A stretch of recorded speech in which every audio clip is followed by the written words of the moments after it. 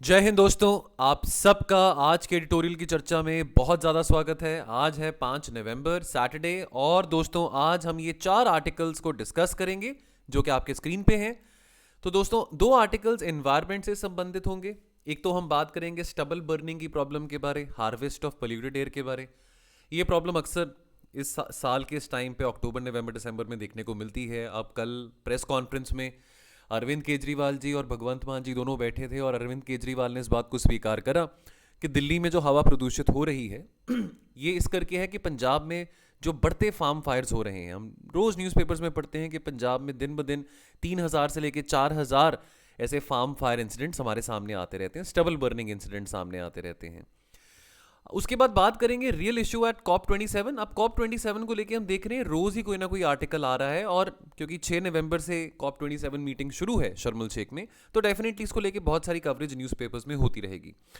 Then फिर एक article financial express में से हम डिस्कस करेंगे, तो क्या बैंक का साइज मैटर करता है कि बैंक छोटा है कि बड़ा है तो वो ज़्यादा लोगों को केटर कर सकता है? क्या बैंक का साइज उसकी एफिशिएंसी को जज करता है? और अंत में आर्टिकल एक हम डिस्कस करेंगे, छोटा सा आर्टिकल हिंदू में आया है रिमोट वोटिंग के बारे। And question of the day will be towards the end of the video. Now the harvest of polluted air. तो देखिए अभी ये जो प्रॉब्लम दिल्ली में आती है ये तो सालाना इवेंट हो चुका है। साल में अक्टूबर से नवंबर के बीच में तो प्रॉब्लम आती ही आती है, जो स्मोक चैम्बर दिल्ली में बन जाता है। अब इसके चलते अभी कल दिल्ली की सरकार ने कहा कि भाई हम कंस्ट्रक्शन एक्टिविटीज़ के ऊपर बैन लगा रहे हैं टेम्प्रेरी। कुछ साल पहले की बात है, दिल्ली ने ऑड इवन स्कीम को भी शुरू किया था, लेकिन ज़्यादा वो कामयाब नहीं हो पाई थी स्कीम। अब दिल्ली की सरकार ने यह भी कहा है कि जो गाड़ियां BS4 नॉर्म्स वाली हैं वो नहीं चलेंगी, ओनली BS6 नॉर्म्स कंप्लाइंट जो गाड़ियां हैं वही दिल्ली में मूव कर सकती हैं। बहुत अच्छा एक स्टेप लिया गया है वैसे ये दिल्ली सरकार के द्वारा, ठीक है। ट्रक्स की मूवमेंट पे बैन लगाया गया है। अब सुप्रीम कोर्ट के सामने याचिका है एग्रीकल्चर स्टबल बर्निंग रिगार्डिंग कि भाई नॉर्थ इंडिया में बहुत ज़्यादा गंभीर प्रॉब्लम है, तो बताइए इसका क्या हल किया जाए। अब ऐसा तो नहीं है कि सरकार की तरफ से फंड्स में कोई प्रॉब्लम आ रही है। अब अगर हम अपने ऋषि मंत्री की बात करें, नरेंद्र सिंह तोमर जी की बात करें, वो कहते हैं कि हमने तो बहुत फंड्स दिए हैं पंजाब सरकार को, हरियाणा सरकार को, कि कैसे वो अपने किसानों को इंकरेज कर सकते हैं कि पराली को आग ना लगाए। फिर भी हर साल हम देखते हैं इतने सारे हज़ारों फार्म फायर्स होते हैं और दिल्ली में समस्या बढ़ती है, ठीक है। अब ये जो पार्टिकुलेट मैटर है, अब देखिए पार्टिकुलेट मैटर क्या होता है, जो छोटा बहुत ही माइन्यूट जो एरोसोल पार्टिकल्स होते हैं सस्पेंडेड स्टेट में जो होते हैं, जो एरोसोल पार्टिकल्स होते हैं बहुत ही माइन्यूट, बहुत ही मिनिस्क्यूल साइज के होते हैं और इसको अगर हम इनहेल करेंगे तो वो हमारे लिए बहुत हानिकारक है। अब ये जो पार्टिकुलेट मैटर है जो कि स्टबल बर्निंग से जनरेट होता है, ये कंट्रीब्यूट करता है लगभग 40% ऑफ द PM2.5 कॉन्सेंट्रेशंस। तो PM10 और PM2.5 की अगर हम बात करें तो PM10 ज़्यादा मिनिस्क्यूल है, PM10 ज़्यादा खतरनाक है as compared to PM2.5। In fact stubble burning के कारण ये सिंगल लार्जेस्ट सोर्स बनता है PM2.5 लेवल्स का। ये जो PM2.5 लेवल्स बढ़ते हैं primarily because of the stubble burning. अब मौसम की हम बात करें तो मौसम का क्या कोई रोल होता है यहाँ पे? हाँ, यहाँ पे मौसम का रोल होता है।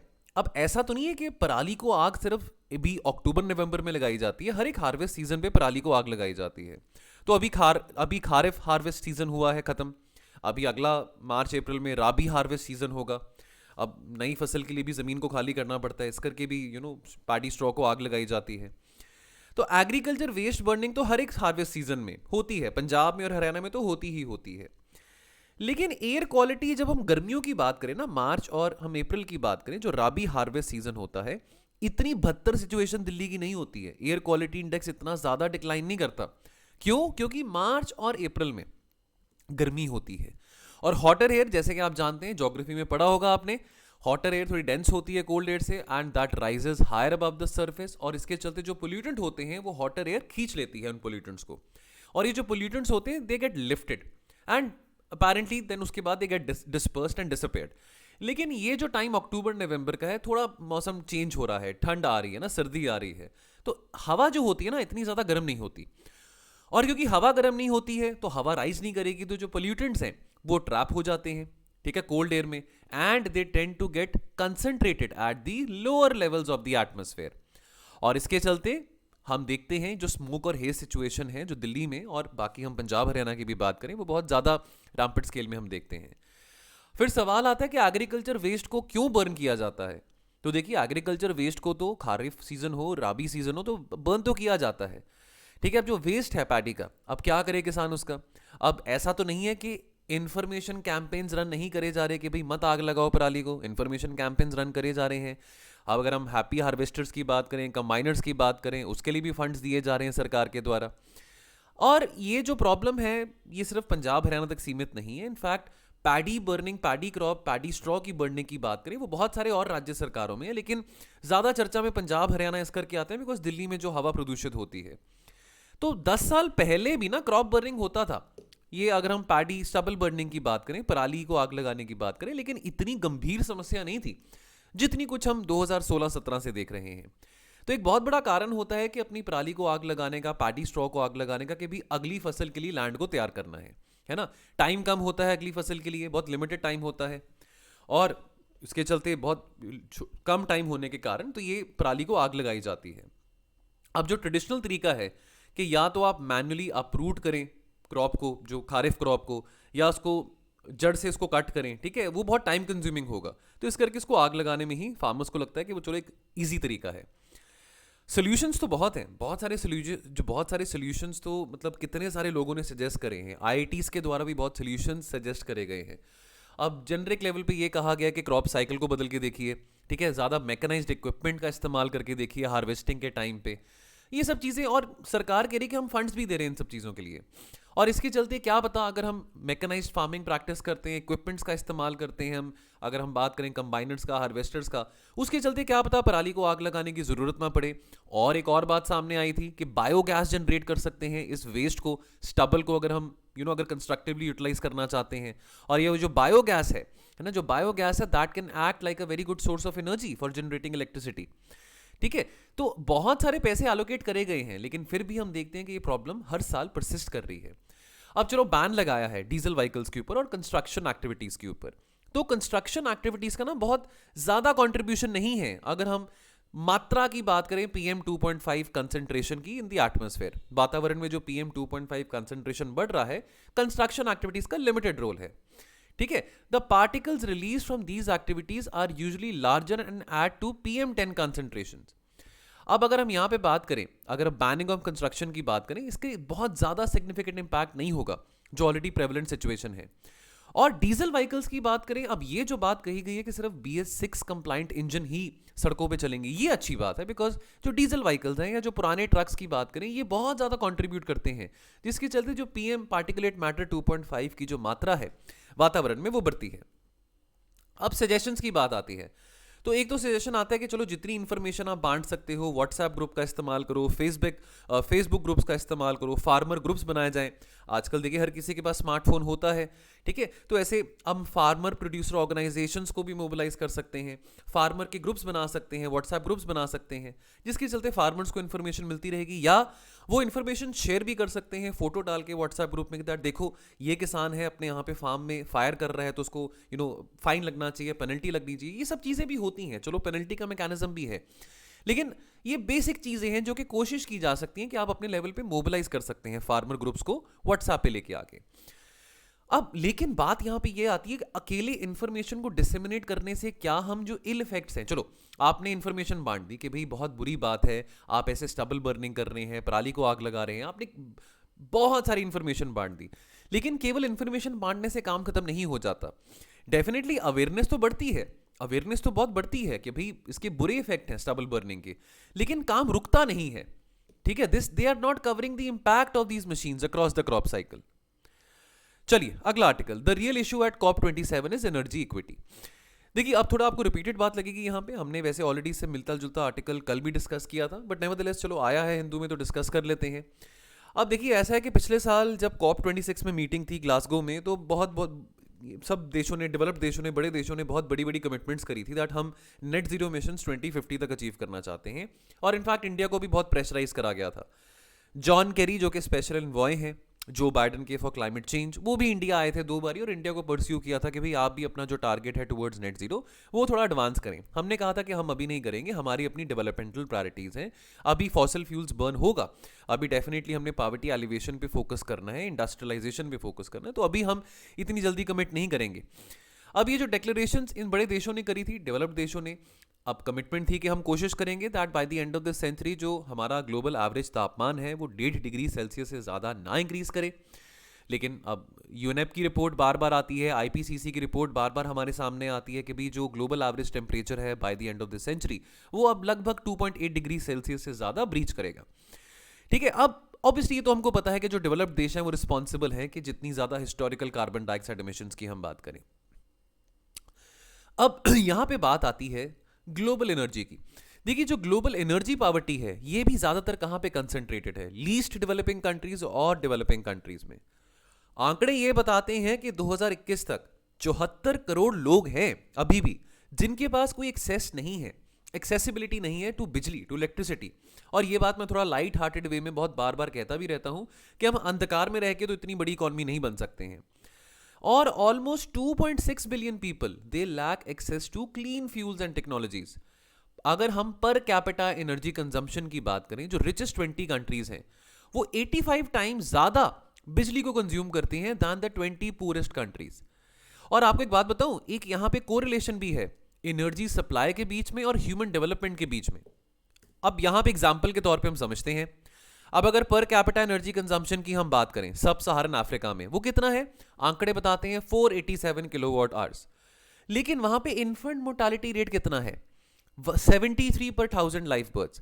ठीक है, यानी कि बच्चे 1 साल की उम्र में जो मर जाते हैं, आईएमआर उसको हम कहते हैं। या मैटरनल मोर्टालिटी रेट की बात करें, यानी कि बच्चा पैदा होते सारी मर जाता है या प्रेगनेंसी रिलेटेड डेथ हो जाती है और माँ को और बच्चे दोनों को काफ़ी इससे इम्पैक्ट होता है।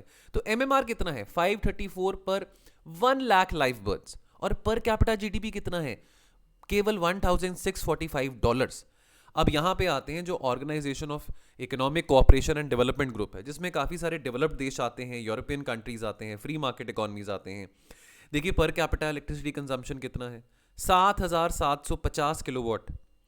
और आईएमआर कितना है, केवल 7, जो कि अच्छी बात है। एमएमआर कितना है, केवल 18। और पर कैपिटा जीडीपी $42,000 से भी ज़्यादा। तो आप कंपैरिजन देख सकते हैं कि कितना इंपैक्ट पड़ता है कि जहां पे एनर्जी कंजम्पशन कम है वहां पे पर कैपिटा जीडीपी भी कम है, वहां पे आईएमआर भी ज्यादा है, एमएमआर भी ज्यादा है। तो ये कोरिलेशन यहां पे देखने को मिल रहा है। आप इस एग्जांपल को कोट कर सकते हैं अगर आपको ऐसा कोरिलेशन पूछा जाता है। ये बहुत वेल नोन बात है, बड़ी वेल अंडरस्टूड बात है।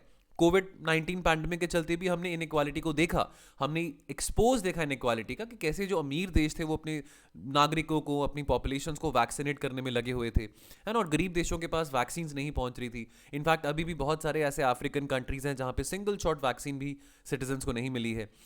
काफ़ी सारे ऐसे देश हैं अफ्रीका में, लैटिन अमेरिका की बात करें, एशिया की बात करें, जो कि बहुत ज़्यादा सिवियर अभी स्लो डाउन्स देख रहे हैं, स्पेशली पोस्ट पैंडेमिक पीरियड में भी, चाहे वो एग्रीकल्चर सेक्टर की बात करें या इंडस्ट्रियल सेक्टर की बात करें।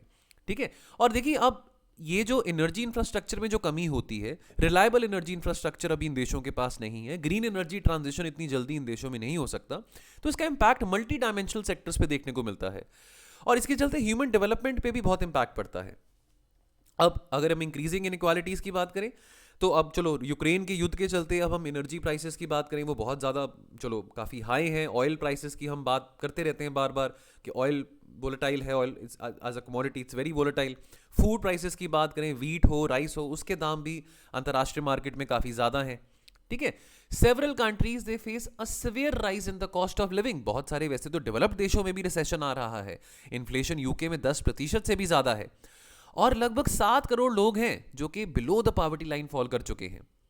इनफैक्ट यहां पे आंकड़े क्या बताते हैं, लगभग 9 करोड़ लोग हैं भाई साहब, 9 करोड़ लोग हैं एशिया और अफ्रीका में जो कि एक्सेस टू इलेक्ट्रिसिटी नहीं गेन कर पा रहे हैं और वो अपने बिजली के बिल भी नहीं पे कर पा रहे हैं।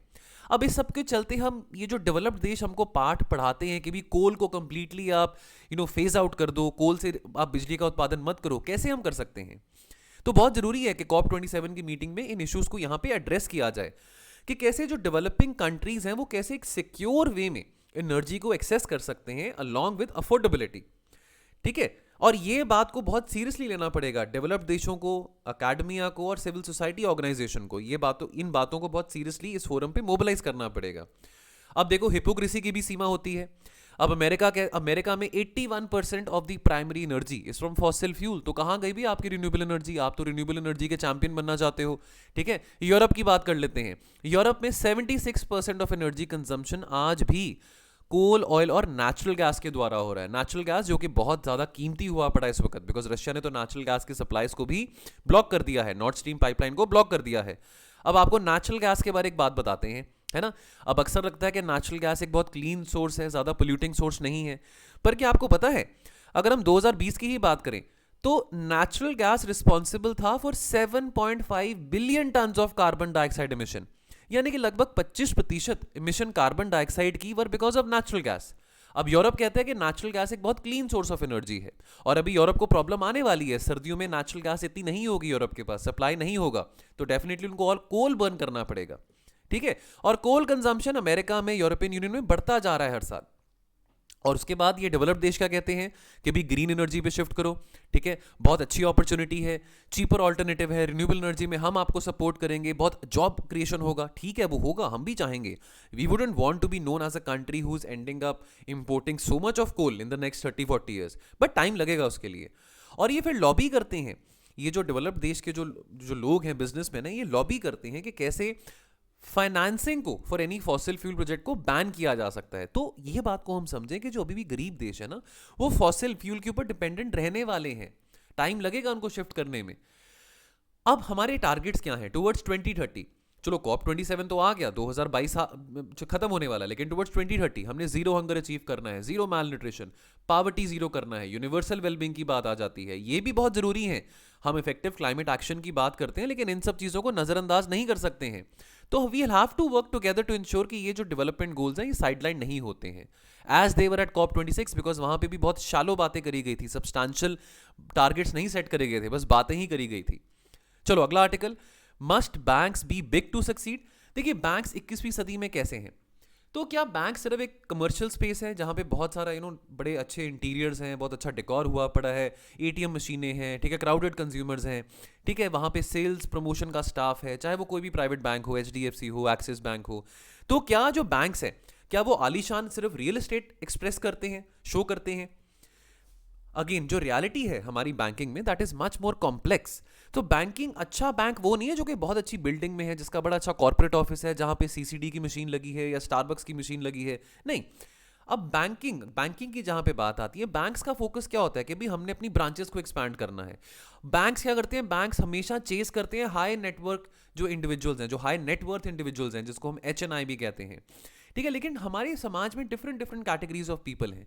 अब चलो सरकारी बैंक्स की बात करें तो सरकारी बैंक्स बड़े रेजिस्टेंट होते हैं अपने आप को रिफॉर्म करने के लिए, है ना। तो प्राइवेट बैंक्स के ऊपर हम यहाँ पे काफ़ी भरोसा जताते हैं कि प्राइवेट बैंक्स एक्सपैंड करेंगे बिकॉज उनका गवर्नेंस स्ट्रक्चर बहुत अच्छा है, लेकिन वो तो लिमिटेड ऑडियंस को ही चेस कर रहे हैं। अब आज के ज़माने में, अब देखिए आज के टाइम पे आप जनरेशन Z वाले बच्चे हैं, 1997 के बाद आप पैदा हुए होंगे, ठीक है। अगर हम अपनी बात करें मिलेनियल्स, यानी कि जो 1981 से लेकर 1997 के बीच में आते हैं, मिलेनियल्स हैं, जनरेशन Z वाले जो बच्चे हैं, वो आजकल कौन बैंक जाता है? आजकल तो हर किसी को टेक्नोलॉजी की सुविधा है, फोन पे ही बैंक का काम हो जाता है। तो क्या बैंक्स को सिर्फ ये फोकस करना है कि हमारी ब्रांचेस कितनी हो रही हैं, या वो बदलते समय के साथ अपने वर्किंग ऑपरेशन में भी कुछ सुधार लेके आ रहे हैं? अब यहां पे बात आती है, चलो फाइनेंशियल इंक्लूजन भी बहुत जरूरी है, लेकिन ये फाइनेंशियल इंक्लूजन की जो स्ट्रैटेजी है, जो फाइनेंशियल इंक्लूजन का जो गोल है, ये तो छोटे बैंक्स भी अचीव कर सकते हैं ना। आपको बड़े बैंक्स होने का तो इतना कोई फायदा नहीं है, ठीक है। अब बहुत सारे जो बड़े बैंक्स हैं वो तो सेम कंज्यूमर सेगमेंट्स को ही चेस कर रहे हैं, अपने प्रोडक्ट में इनोवेशन नहीं लेके आ रहे हैं, वो लिमिटेड कस्टमर्स की कन्वीनियंस के लिए काम कर रहे हैं। लेकिन जो यंगस्टर्स हैं, जो आज के बच्चे हैं, जो कि क्रिप्टोज में भी डील करते हैं, आप आई एम श्योर आप सबको क्रिप्टोज के बारे कहीं गुना ज़्यादा पता होगा, उनको तो नहीं पता ना कि भाई ये जो पुराने बैंक्स हैं कैसे ऑपरेट कर रहे हैं, ठीक है। वो तो डिजिटाइजेशन को फोकस करते हैं। अब आज के टाइम पे फिनटेक्स हैं, छोटे छोटे स्मॉल फाइनेंस बैंक्स हैं, फिनटेक्स हैं, जो कि बड़े बड़े बैंक्स के रोल को रिप्लेस कर रहे हैं। तो अगेन क्वेश्चन आता है कि सिर्फ इस बात का ऑब्सेशन क्यों कि भाई एक बैंक को अगर स्टैब्लिश करना है अपने आप को इंडिया में, तो उसकी पैन इंडिया प्रेजेंस होनी चाहिए। अब फाइनेंशियल इंक्लूजन के लिए तो जो बैंक्स हैं, वो जो स्मॉल रीजनल बैंक्स हैं, वो छोटे शहरों में रह के भी काफ़ी अच्छा काम कर सकते हैं। केवल आपकी ब्रांच दिल्ली में है या मुंबई में है या बांद्रा में है, ठीक है, या गुरुग्राम में है, उससे तो कुछ नहीं होने वाला। स्मॉलर टाउन में फिर भी बहुत अच्छा क्वालिफाइड और कॉम्पिटेंट टैलेंट आ सकता है, ठीक है। आप इंसेंटिवाइज करिए ऐसी जॉब्स को ना। Growth drivers for small banks की बात करें तो देखिए फाइनेंस कंजम्पशन में तो बहुत इंक्रीज हुआ है आज के टाइम पे। देखिए कितने कॉल्स आपको भी आते होंगे कि आप लोन ले लीजिए, क्रेडिट ले लीजिए। तो ये इतना क्रेडिट कल्चर में राइज हमने पहले नहीं देखा था, आज से 10-15 साल पहले इतना क्रेडिट कल्चर नहीं था। अब आजकल के जो बच्चे हैं, मिलेनियल्स हैं, जनरेशन जेड के जो बच्चे हैं, उनका बहुत एक डिफरेंट एटीट्यूड है। देखो, आपने देखा होगा आपके अगर घर में ग्रैंड पेरेंट्स हैं, है ना, वो रोज शायद बैंक जाते होंगे अपनी पासबुक को अपडेट करने के लिए। शायद अब हम अपनी पासबुक को अपडेट ही नहीं करते हैं। ठीक है, अब हमारे फ़ोन पे मैसेज आ जाता है कि आपके अकाउंट में से इतने पैसे कटे गए, इतने जितना भी कटा गया है। अब आज के टाइम पे हमने कोई अगर अमाउंट हो तो हम चलो यूपीआई कर देते हैं, डिजिटल ट्रांसफ़र कर देते हैं। लेकिन हमारे अगर हम ग्रैंड पेरेंट्स की बात करें, अगर वो अमाउंट 10,000 का भी हो, 20,000 का भी हो, तो भी वो चेकबुक ही लेके जाते हैं बैंक में। लेकिन आज के टाइम में बच्चे कहते हैं कि भाई बैंक में क्यों जाना, आपको हाफ डे लेना पड़ेगा, बैंक में लाइनों में खड़ा होना पड़ेगा। तो ये सब चीज़ें हैं, है ना। अब क्योंकि आप एक बहुत पुराने बैंक हैं, बहुत बड़े बैंक हैं, तो आपके गोल्स बड़े अच्छे होंगे, तो ज़रूरी नहीं है। पुराने पुराने बैंक जो हैं, बड़े बड़े बैंक जो हैं, वो भी स्ट्रगल कर रहे हैं अपने बेसिक ऑपरेशनल इश्यूज़ के साथ। और जो आज के जो नए बैंकिंग कंज्यूमर्स हैं, वो बहुत जवान बच्चे हैं, वो डिजिटल हैं, ठीक है, डिजिटल नेटिव्स हैं। उनको वन टच और क्विक सॉल्यूशंस चाहिए।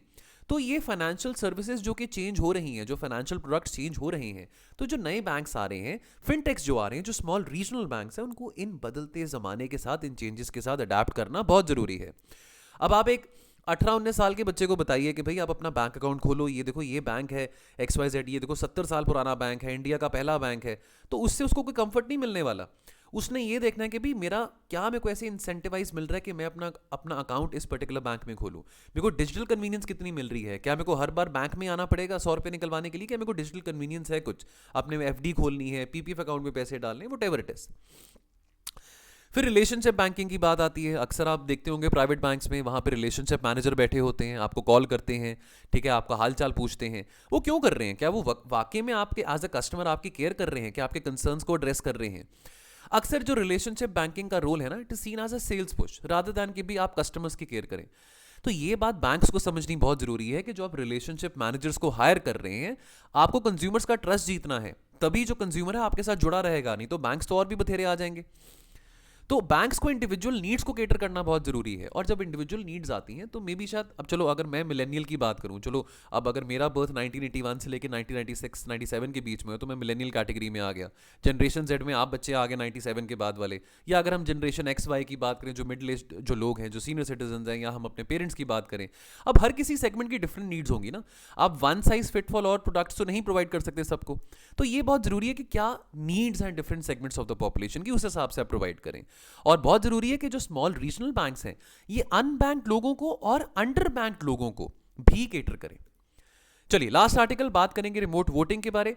देखिए दोस्तों, हमारा डायस्पोरा बहुत बड़ा है। मतलब अगर हम अपने देश की बात करें तो लगभग 1.5 करोड़ हमारे इंडियंस हैं, जो नॉन रेजिडेंट इंडियंस हैं, जो कि अक्रॉस द ग्लोब फैले हुए हैं। यूके से लेके रशिया तक, मिडल ईस्ट से लेके अमेरिका तक, कनाडा तक। इनफैक्ट हम पंजाब में एक जोक भी लगाते हैं कि पंजाब में यहाँ से चंडीगढ़ से बस एक बस जानी रहेगी कनाडा को, इतने सारे यहाँ से पंजाब से पंजाबीज कनाडा जाते हैं। तो बोलो डायस्पोरा बहुत फैला हुआ है। और बहुत सारे जो लोग हैं वो कुछ टाइम के लिए जाते हैं, कुछ पढ़ने के लिए जाते हैं, कुछ जाते हैं कि चलो उनका प्रोजेक्ट होता है साल 1.5 साल का, 2 साल का, वापस आ जाते हैं। लेकिन वो वोट करने का जो राइट है, वो वोट करने के राइट से डिप्रीव होते हैं। अब जैसे मान लो कि इंडिया में तो हर 3 महीने के बाद कोई ना कोई इलेक्शन हो रहा होता है ना। There is always a season of election and a season of cricket happening in India.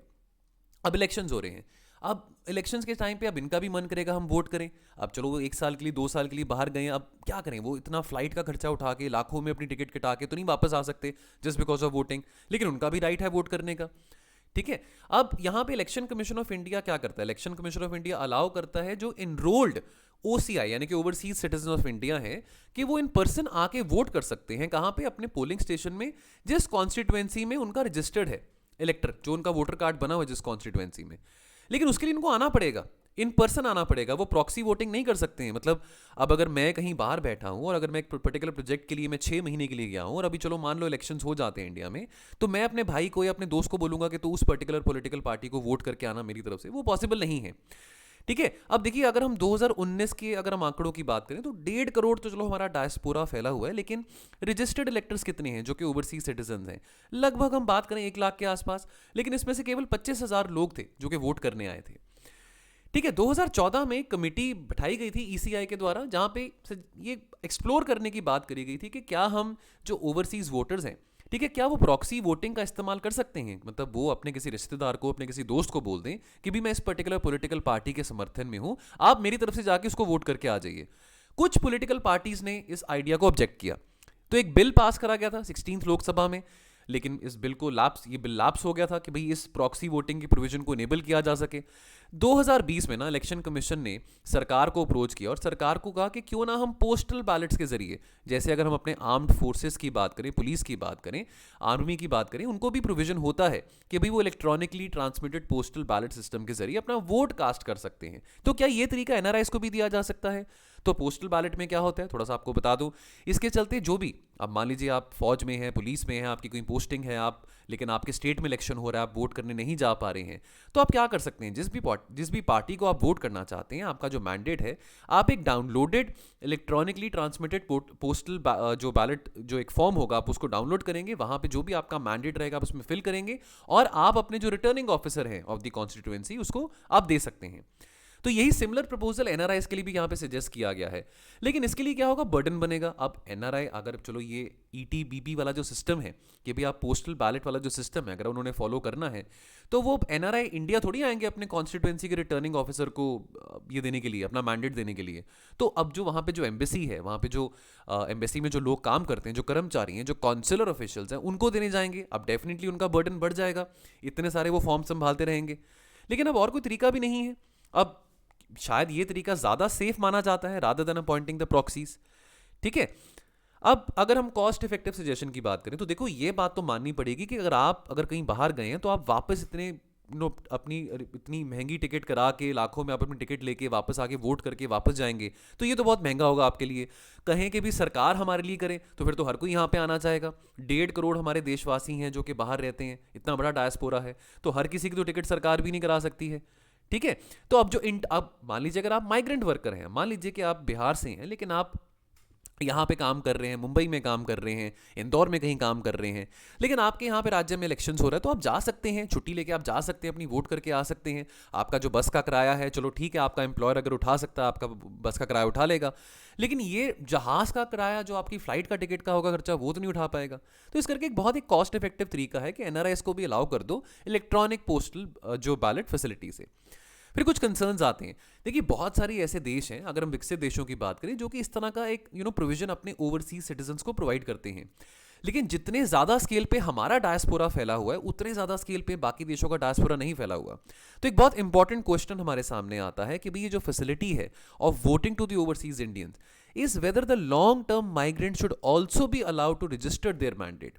ठीक है, अब देखिए अब इनका भी हक बनता है वोट करने का, लेकिन हम ये भी तो नहीं चाहेंगे ना कि लिमिटेड कॉन्स्टिट्यूएंसीज जो, अगर हम देखें, अगर हम पंजाब की बात करें या अगर हम सदर्न स्टेट्स की बात करें तो बहुत सारे लोग हैं सदर्न स्टेट से जो कि गल्फ में जाते हैं, पंजाब से बहुत सारे लोग कनाडा अमेरिका जाते हैं। तो हम केवल ये जो मेजर है पोस्टल बैलेट का पंजाब या केरल तक तो नहीं सीमित करना चाहेंगे ना। तो सोचने वाली बात है कि अगर हम इस रिफॉर्म को इफेक्टिवली लेके आ सकें तो जो हमारे जो देशवासी हैं, जो नागरिक हैं, जो बाहर रहते हैं, वो भी आके वोट कर सकते हैं। चलो आके वोटिंग कर सकते हैं, पोस्टल बैलेट के जरिए वोट कर सकते हैं।